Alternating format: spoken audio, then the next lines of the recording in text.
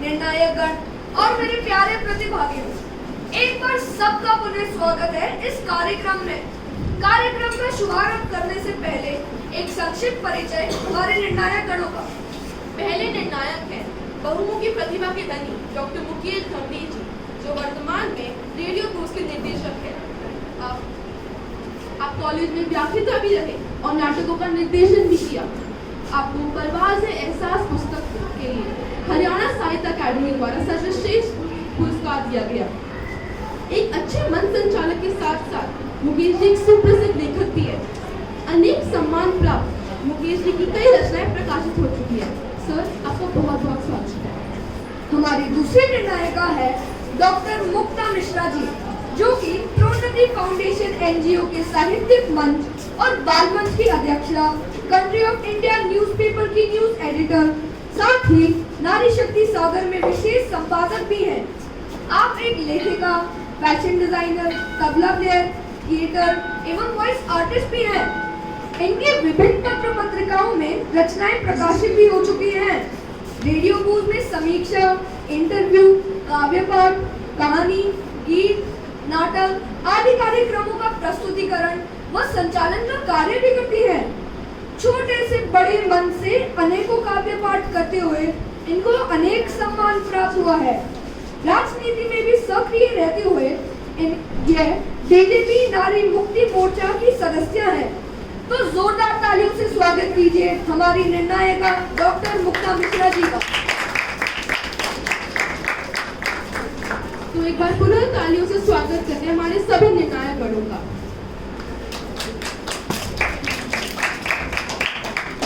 तो चलिए पहले आरंभ करते हैं स्टैंड अप कॉमेडी प्रतियोगिता। तो चलिए चलते हैं हमारे पहले प्रतियोगी की ओर। तो पहाड़ों पर जाने की क्या आवश्यकता? चलिए मेरे घर। मेरे ख्याल से जिस भी घर में दो भाई रहते हैं वहां पे रोज मौत का खेल खेला जाता है, और जो दो प्राणी इस खेल को खेलते हैं वो पूर्ण रूप से यह चाहते हैं कि वो ये खेल हारे। एक बार की बात है, मैं चैन से बैठकर खाना खा रहा था। मेरे भाई को ये बात हजम नहीं हुई। उसके मन में ख्याल आया कि अगर मैं इसके सर पर पूरी ताकत से थाली फेंक के मारूं तो क्या होगा। उस दिन थाली नहीं, मेरा सर टूटा। कुछ दिनों बाद मेरा भाई मुझसे आकर कहता कि भाई एक खेल है, पहले तू मेरा गला दबाइयो, फिर मैं तेरा गला दबाऊंगा। चली रे मोटर चली, चली रे मोटर चले। अरे भैया बस तो रुको, लगता है फ्लाइंग जेट देखकर आए थे भैया, जो कि बस को जहाज की गति से लेकर गए हैं। अगली बस तो किसी भी हालत में पकड़नी होगी। अरे भैया बस रुको। रुक गई बस। बाप रे, बस में इतने धक्के क्यों लग रहे हैं? अरे बोली भैया, ये बस थी या बेबस? इस बस ने तो मेरी हालत ही खराब कर दी दोस्तों। इस बस का हर पुर्जा आवाज कर रहा था, हॉर्न के सिवाय। मैंने पीसीएम ली है क्योंकि बेटा तुम मैथ्स ले लो, ऐसा मेरे बायो वाले सर ने कहा था। 9वीं कक्षा में मैंने इंसान का दिल ऐसे बनाया था। मुझे सर ने अपने पास बुलाया और पूछा तुम्हें ये ठीक लग रहा है? मैंने कहा हाँ सर, बस एक चीज की कमी लगती है। कहते हैं क्या? मैंने कहा सर उड़ता हुआ तीर लगा दो, उसमें मजा आ जाएगा। फिर सर ने मुझे पता नहीं क्या की एक तस्वीर दिखाई और बोला इसे देखो ये तुम्हारा दिल है। मैंने कहा आपका दिखता है ना, हमारा ऐसा नहीं है, इसमें सिर्फ पाइप है, आप सीवर लाइन दिखाने लग रहे हो। अच्छा, ये अतरंगी चीजें मेरे अंदर ऐसी नहीं आई है, ये भरी गई है मेरे दोस्त भानु द्वारा। उसकी अलग ही दुनिया है। एक दिन हम गिनतियां सीख रहे थे दूसरी कक्षा में। सर हमें ऐसे सिखा रहे, बेटा 1 2 3 4 5 6 7 8 9 10। सर 10 बोलते ही मुड़े कहता सर आइस पाइस वापस लाइन दो। 100 तक गिनना सर आप छुप ही नहीं पाते। आपको आजकल गर्मी में प्यास बहुत लगती है ना? मुझे बहुत ज़्यादा ही लगती है, क्योंकि मुझमें भी ई रिक्शा के ड्राइवर जैसा एटीट्यूड आ गया है। उनमें इतनी गर्मी जो होती है, पता नहीं कहीं से भी ऐसे कट मार के निकल जाते हैं। जैसे मेरे ड्राइवर है सरी राजीव शर्मा, मुझे लगता है कि ये रोड राजीव शर्मा की है, जहाँ चाहे वहाँ गाड़ी ले जाएंगे। स्कूल में वो बच्चे नहीं होते जिनका नाम नहीं होता, बस उनका ग्रुप अच्छा होता है तो उन्हें टीचर कहती है अच्छा बेटा तुम ये हो तुम वो हो। ये है औरतों के नाम पे कलंक, ई रिक्शा। इसको पता नहीं हम व्हीकल क्यों बोलते हैं। एक तो इनकी इतनी मधुर आवाज होती है। एक दिन मैं अपने कान में हेडफोन लगा के मस्त वाला चलते हुए जा रहा था, तो इनकी आवाज मेरे कान को चीर कर मेरे कान पर पड़ते पड़ी। और इनकी आवाज थी metro metro metro metro metro metro. Good का ठिस खराब हो गया तो शाही टुकड़ा खा लेते हैं। मतलब भूख यहाँ आता भाग पड़ी भाई, ओवर ईटिंग हो गई, ओवर ईटिंग भाई मत खा, किसने बोला खाने को। एक तो है ही वो, पहले तो सोचते नहीं लोग कि स्ट्रीट फूड है, खा लेते बहुत टेस्टी माशाल्लाह। मतलब फिर जब अगले दिन सुबह वॉशरूम में जो हाहाकार होती है, मतलब जो धुएं उड़ते हैं वो वही जाने और उसका वॉशरूम जाने, एक तो अलग है। और एक है फूड कोर्ट में ऐसे लगता है आप खाना खाने जा रहे हो काम करने, टिश्यूज वहाँ है, फ्रूट वहाँ है, स्टॉक वहाँ है, और टेबल ढूंढ लो। और टेबल ढूंढने में एक तो ये बात है कि आप टेबल ढूंढ तो रहे हो बट आप दूसरों के झूठे खाने पे देखकर सोच लो। मेरी किस्मत इतनी बुरी है ना कि खुशियां सिर्फ दस्तक मार के जाती है, आती नहीं है। मैंने सोचा क्या कर सकती हूँ, पढ़ लेती हूँ। उठाई इतिहास की किताब, पता नहीं क्या लिखा था, अकबर का बेटा बाबर, बाबर का बाप विराट कोहली, कुछ समझ ही नहीं आया। मैंने उठाई गणित। पहला प्रश्न what is the value of x, दूसरा find the value of x, तीसरा सॉल्व फॉर एक्स। अरे भाई ये मैथ्स हमें एक्स को बार-बार खोल क्यों देता है, हमें बोलता है फाइंड एक्स। मैंने गणित में इतनी गणना करके इतने एक्स ढूंढ लिए ना, इतना तो मुझे मेरा एक्स भी नहीं याद करता होगा। वहाँ पे एक लड़की खड़ी थी, वो भैया से बोल रही भाया 2 एक्स्ट्रा पापड़ी दे दो। भाया ने उसे 2 एक्स्ट्रा पापड़ी दे भी दी। और जब मैंने बोला भैया 1 एक्स्ट्रा पापड़ी तो दे दो गोलगप्पों के बाद, भैया ने सीधे लात मारी, लात। ये भी कोई बात होती है। मेरी बहन स्कूटर 30 की स्पीड पे चला रही थी और मेरी दिल की धक 300 तक पहुंच गई। पता नहीं अब रात से और दर्शन हो जाए और नरक में पहुंच जाऊं। स्वर्ग वाले काम तो किसी ने नहीं करे। एक दिन मैं अपने घर से मेट्रो में जा रहा था। मेट्रो में जाना मुझे बहुत पसंद है, कि अच्छी लड़ाई देखने को जो मिलती है। मैंने उस दिन देखा एक 45 साल की औरत एक 9 साल के बच्चे से लड़ रही है। किस लिए? क्योंकि वो बच्चा गलती से वुमेन्स कंपार्टमेंट में घुस गया। आज तो तुम आ ही जा, आजा। चश्मा उतार ले, फिर धार शॉन का मुंह हो गया लाल। उसके बाद तो शॉन इतना डर जाएगा कि वह अपने घर की भी टेबल पर खड़ा नहीं हो पाएगा। एक बार मैं स्कूल एक लाल टोपी पहनकर गई थी। टीचर ने मुझे इतना जलील किया कि मेरे अंदर आत्मा को तो टोपी से ना नफरत ही हो गई। वैसे क्या तुम लोगों ने कभी सोचा है सबसे बकवास और फालतू पीरियड कौन सा होता है? देखो मेरे हिसाब से तो क्राफ्ट ही होता है, क्योंकि भाई पहला 1 घंटा बच्चा सुंदर सा चित्र बनाता है, उसमें नदी बना दी, पेड़ बना दी, घर बना दिया, इंसान बना दिया, पर उसमें कलर नहीं भरता। टॉल चिपका रहे हैं, पेंसिल के छिलटे चिपका रहे हैं, पिस्ता के छिलके चिपका रहे हैं। भाई मैं कर तो लूंगा ना। मैंने कहा भाई तू कर सकता है, हैं? मैंने पूरा वो ही चिपका दिया उसको। वो बोलता है ठीक है भाई। तो फिर प्रैक्टिस शुरू हो गई, हम करने लगे, हमारा तो प्रैक्टिस भी हो गई। फिर फाइनल डे पे आते हैं तो तन में बोलता है भाई हो जाएगा। मैंने कहा हो जाएगा। तो साइड में खड़ा होकर बोलता हे भगवान आज बचा लो मेरी जान, कहाँ फंसा दिया मुझे।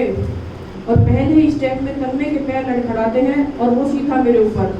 वो बोलता है भाई अब तो हो गया। मैंने कहा चल इसको खत्म तो करते हैं। वो बोलता है भाई जो मैं कुछ करके लाया था वो तो मैंने तुझे दे दिया।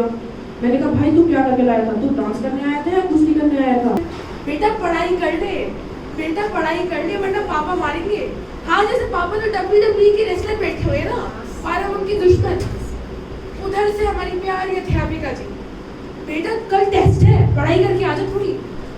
हाँ हम पढ़ने वाले बच्चे नहीं हैं, हम तो कोई गुप्त अभियान के सिपाही बैठे हुए हैं। और परीक्षा का दिन तो और भी मजेदार होता है। पेट में मछलियाँ का तालाब बना पड़ा है और तितलियाँ उड़ रही हैं। और फिर हमारी पूज्य माँ कहती है बेटा नाश्ता कर लो। अरे नहीं आज तो हम फास्ट ही रखने वाले थे। उसके बाद आते परीक्षा कक्ष में जब टीचर उत्तर पुस्तिका लेके आती। हिंदी हमारी चेतना वाणी का शुभ वरदान है। सुप्रभात आदरणीय अतिथि महोदय, निर्णायक गण और मेरे प्यारे प्रतिभागियों, एक बार सबका पुनः स्वागत है इस कार्यक्रम में। कार्यक्रम का शुभारंभ करने से पहले एक संक्षिप्त परिचय हमारे निर्णायक गणों का। नाक बोली, मैं सुगंध दुर्गंध का वेग बताती हूँ और सांस लेकर तुम सबको जलाती हूँ। जीभ बोली, मैं तुम्हारा परिचय दुनिया से कराती हूँ, खट्टे मीठे और तीखे का स्वाद चखाती हूँ। हाथ बोले, हम मेहनत मजदूरी करते हैं, जैसे तैसे इस पेट को भरते हैं। पैर बोले, हम जगह जगह की सैर कराते हैं, तुम सबका हल्का भारी बोझ उठाते हैं। पर ये पेट निकम्मा कुछ काम नहीं करता है, खाऊं खाऊं चिल्लाता है, हरदम भूखा मरता है। घर में पाते ही एकांत मैं पढ़ने लगा डार्विन का सिद्धांत। क्या हमारे पूर्वज बंदर थे? वही पिताजी अंदर थे। वे आए और चिल्लाए, ये क्या बोलता है? पूर्वजों को बंदर कहता है। सोचा था पढ़ेगा लिखेगा, पूर्वजों का नाम रोशन करेगा। नाम रोशन करना तो दूर, उल्टे बता रहा है उनको लंगूर। पिताजी ने खींच के एक हाथ दिया। मैंने डार्विन साहब को याद किया। क्या होती है परीक्षाएं? पता है किसी को? पता है? चलो मैं बताती हूँ क्या होती है परीक्षाएं। आओ मैं सबको बताती हूँ। परीक्षा के समय की है ये कहानी, आओ मैं सबको सुनाती हूँ। सारा साल नहीं देखी किताब, अब उसकी भी याद आती है। एग्जाम टाइम की टेंशन है ही ऐसी कि सबको खूब रुलाती है। कुछ कर देते हैं दिन रात एक, तो कुछ पर्चियां बना लेते हैं। खेल कूद में दिन बीता, सोने में रात गवाई। हाय परीक्षा आई बंधु, अब क्या होगा भाई। आ जाती है हर वर्ष, लाज इसे ना आती। हाय परीक्षा हर वर्ष आ जाती है, अब क्या होगा भाई।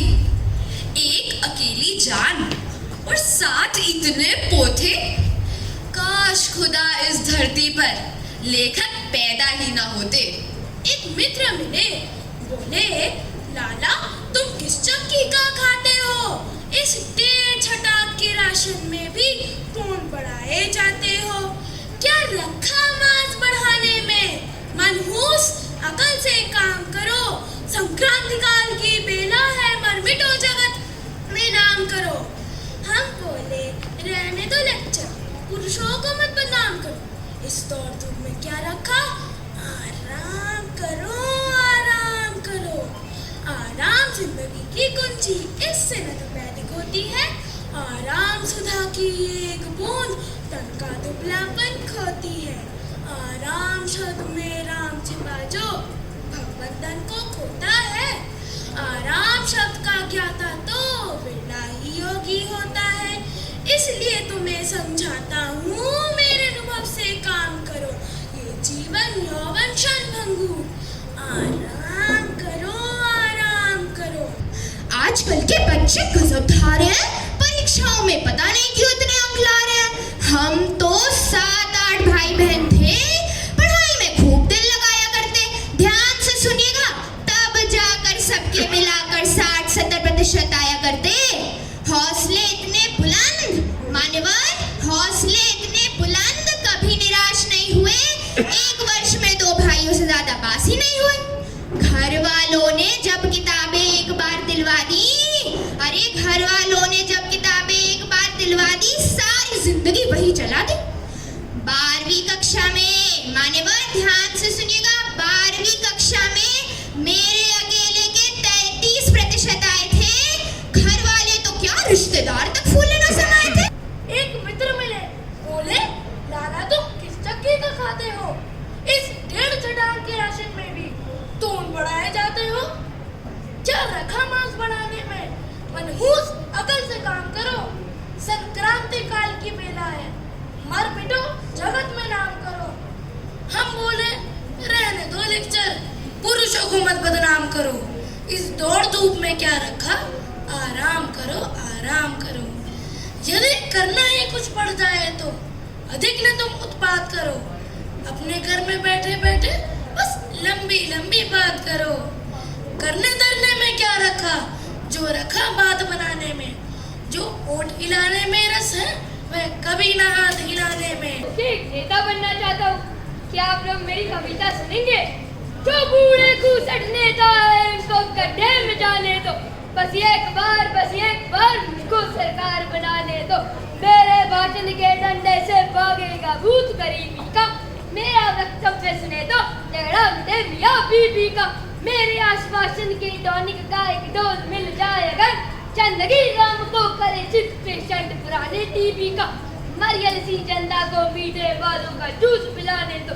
बस एक बार मुझको सरकार बनाने दो।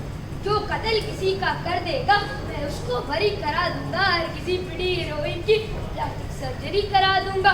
लड़का लड़की लेक्चरर सभी फिल्मी गाने गाएंगे। हर कॉलेज में सब्जेक्ट फिल्म का कंपलसरी करा दूंगा। समाज की यह अनोखी बात, जितनी मुलाकातें होती हैं सारी हैं झूठी, जितनी मुलाकातें होती हैं सारी हैं झूठी। वो कहते हैं वो है महान, वो कहते हैं वो है महान, मेरी नज़रों में मेरे हिसाब से वो सिर्फ। मैं अपनी हिंदी की अध्यापिका को ना ये समझा पाता हूँ कि मैं अभी भी छोटी की मात्रा और बड़ी की मात्रा में घूम जाता हूँ। मैं अभी भी रॉपर ऊ की मात्रा नीचे ही बनाता हूँ। ऋषि को मैं री ही लिखाता हूँ। फिर अपनी पुस्तिका को मैं लाल पाता हूँ। कविताएं और कहानियाँ मेरा मन मोह लेती है और मुझे हिंदी के संघर्ष में योद्धा बनाई जाती है। पर योद्धाओं के भी गाँव बड़े गहरे होते हैं जब परीक्षा में अंक थोड़े छोटे होते हैं। पर आशा है एक दिन जीत जाऊंगा, मात्राओं का डर भगा पाऊंगा। No, Swami, your grandfather was the bravest man I ever knew. Ayyo Rama, what a brave man, what a brave man. Really, Grandma? What made him so brave? Oh, he was in every great war. World War I, World War II. Both world wars? Wow! He even climbed the Mount Everest without any oxygen. Grandma, are you sure you're not cooking up stories? Details. The important point is he was always there fighting for what's right. But you know, Swami, I'm really worried about all these thefts happening in our neighborhood. Every other night a different house. If only we could catch the thief, I could hit him with my stick and teach him a lesson or two. Myself, Inspector Avtar Singh. Namaste, Maji. I have been hearing about some thefts. Have you noticed anything unusual in the neighborhood? Some new face? No, sir. Arey, what are people doing? You need to be more alert, Inspector. It's my duty, Maji. I'll catch the thief very soon. Don't worry, Ji. Grandma, you scared him off. Good. Now maybe he'll do his job properly. 2 weeks later. The cook, the gardener, the maid, all useless. The thief has entered our house twice and stolen. Even Swami's parents are not here. What do we do? Calm down, Grandma. Do you really think it's the same thief from the neighborhood? Of course. Who else? First, my dear husband's watch. Then the bronze statue. Next thing you know, they'll be taking the cat also. But Grandma, we don't have any cat. You don't be cheeky. Be alert. Ayyo Rama, if only my brave husband were alive. What a brave man. What muscles. One person said the thief is tall, the other says short. Again someone says he saw a suspicious looking man with long curly hair. And the other says, boy, how am I supposed to catch this chameleon of a thief? Arey, why did I become a police officer, G? I could have opened a sweet shop like my brother Tej Singh. At least laddus don't run away. Okay, Detective Swami, this is your moment. Grandpa wouldn't wait for the thief to come to him. No, he would be out there catching the thief and solving the mystery.